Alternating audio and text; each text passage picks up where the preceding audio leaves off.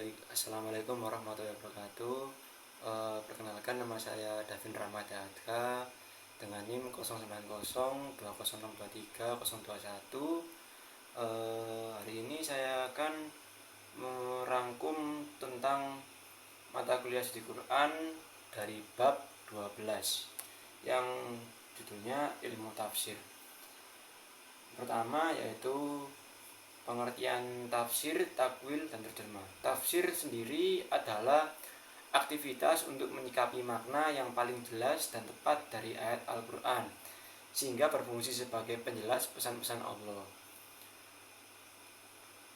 Untuk metodenya bisa menggunakan seperti tafsir bil madsur berdasarkan riwayat, tafsir birroyi berdasarkan akal, dan tafsir bil ijaz berdasarkan keindahan bahasa. Lalu ada takwil, yaitu memalingkan lafal dari makna yang zahir kepada lafal yang muhtamil atau kemungkinan dengan makna yang tidak bertentangan dengan Al-Quran. Dan terakhir ada terjemah, yaitu proses memindahkan suatu bahasa ke bahasa yang lain. Terjemah terbagi menjadi dua jenis, yaitu harfiah mengubah lafal dan tafsiriyah menjelaskan makna. Tujuannya sendiri untuk menyampaikan informasi yang terkandung dalam suatu teks kepada orang yang tidak memahami bahasa aslinya. Jadi contohnya adalah penerjemah Al-Quran ke dalam yang dari bahasa Arab ke bahasa Indonesia.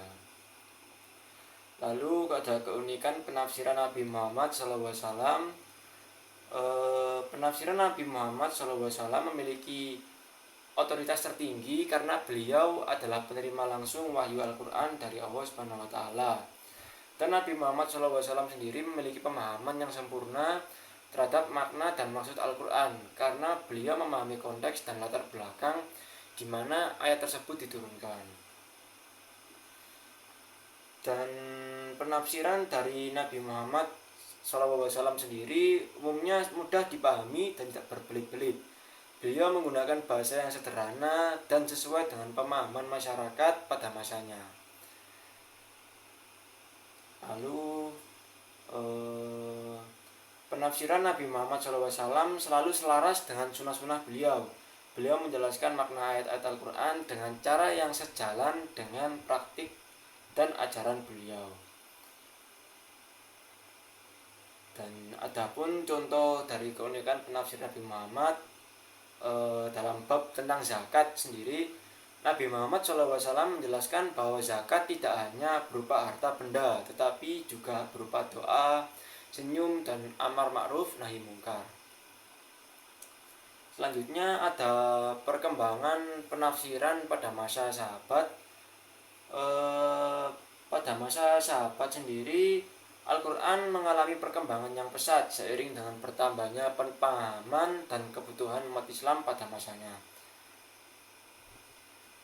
Ini ada penjelasan sedikit tentang masa per masa.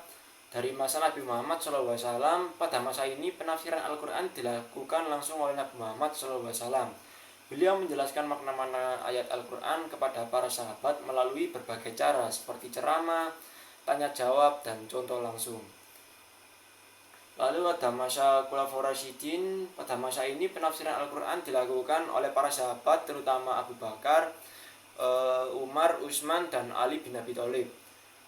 Para sahabat menafsirkan Al-Quran menurut berdasarkan pemahaman mereka terhadap ayat-ayat tersebut, serta berdasarkan apa yang dipelajari dari Nabi Muhammad SAW. Lalu pada masa tabi'in, pada masa ini penafsiran Al-Quran dilakukan oleh para tabi'in, yaitu generasi penerus para sahabat. Para tabi'in sendiri menafsirkan Al-Quran berdasarkan pemahaman mereka terhadap ayat-ayat tersebut, serta berdasarkan apa yang mereka pelajari dari para sahabat. Jadi runtut ya teman-teman, dari awal masa Nabi Muhammad SAW, lalu di masa Khulafaur Rasyidin, mereka mempelajari ilmu penafsiran ini dari Nabi Muhammad, dan masa tabi'in mereka mempelajari ilmu ini dari para sahabat. Terus ada pentingnya kode etik dalam penafsiran Al-Quran. Al-Quran sendiri sebagai kitab suci umat Islam memiliki kedudukan yang mulia dan terjaga kemurniannya. memahami secara mendalam dan mengamalkan dengan benar merupakan kewajiban setiap muslim dalam proses memahami Al-Qur'an. Penafsiran atau tafsir sendiri memegang peranan penting di sini. Namun mengingat Al-Qur'an mengandung makna yang luas dan mendalam serta konteks yang beragam, penafsirannya pun memiliki potensi disalahartikan dan disalahgunakan. Oleh karena itu, kode etik dalam penafsiran Al-Qur'an menjadi sangat penting untuk menjaga kesucian, kemurnian, serta meminimalisir potensi dan penyalahgunaan. Jadi kode etik sendiri itu sangat penting dalam penafsiran Al-Qur'an. Adapun beberapa alasan mengapa kode etik itu kok penting dalam penafsiran Al-Qur'an itu sendiri. Dalam penafsiran Al-Qur'an dilakukan dengan metodologi yang tepat dan sesuai dengan kaidah-kaidah keilmuan. Hal ini menghindari tafsir yang spekulatif, tendensius, atau bertentangan dengan ajaran Islam sendiri yang fundamental. Lalu kode etik mewajibkan para musafir atau penafsir untuk memperhatikan konteks-konteks ayat-ayat Al-Qur'an. Dan Al-Qur'an adalah pedoman bagi seluruh umat Islam. Penafsirannya yang beragam jika tidak dikontrol dengan baik dapat menyebabkan perpecahan dan perbedaan pendapat yang ekstrim. Lalu untuk tidak menyalahgunakan tafsir itu sendiri, Al-Qur'an tidak boleh digunakan untuk kepentingan pribadi, politik, atau ideologi tertentu.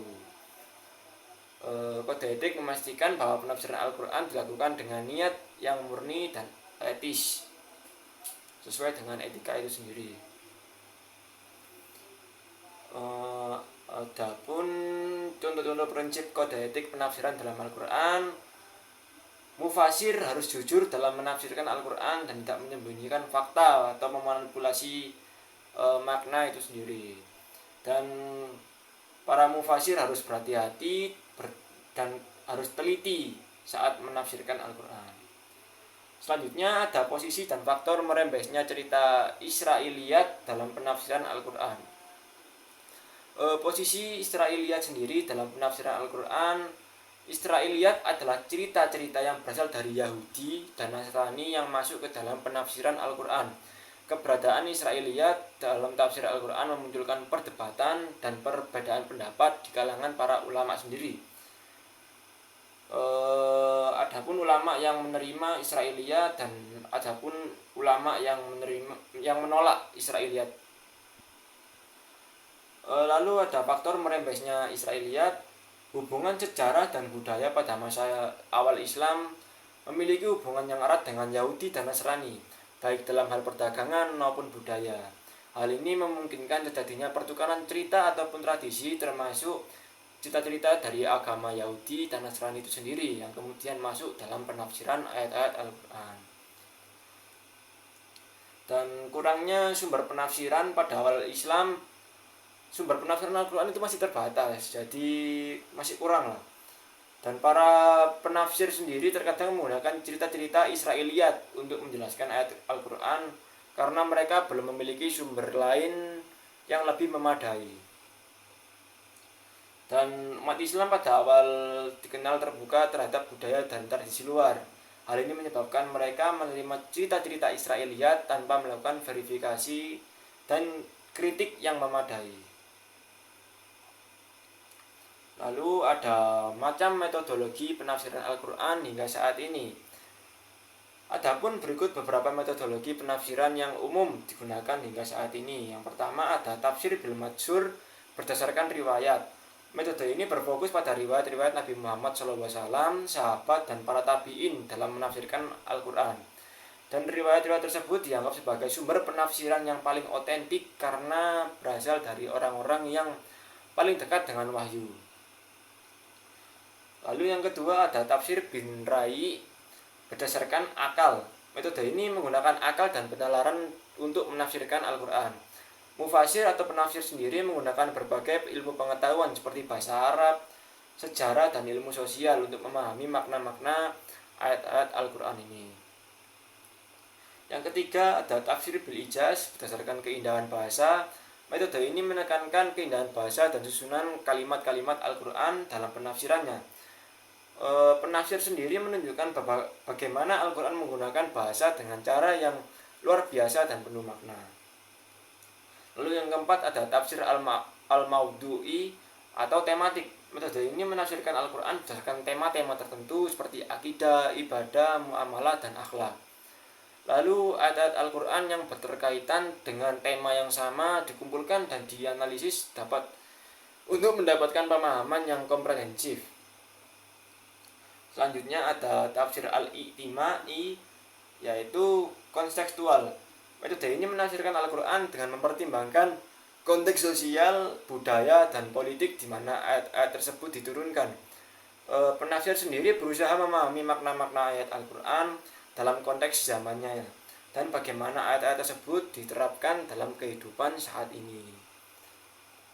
Lalu masih banyak lagi di sini ada tafsir al-tahlili atau analitik yang menggunakan metode menganalisis ayat Al-Quran secara mendalam termasuk struktur bahasa, makna kata, dan hubungan antar ayat.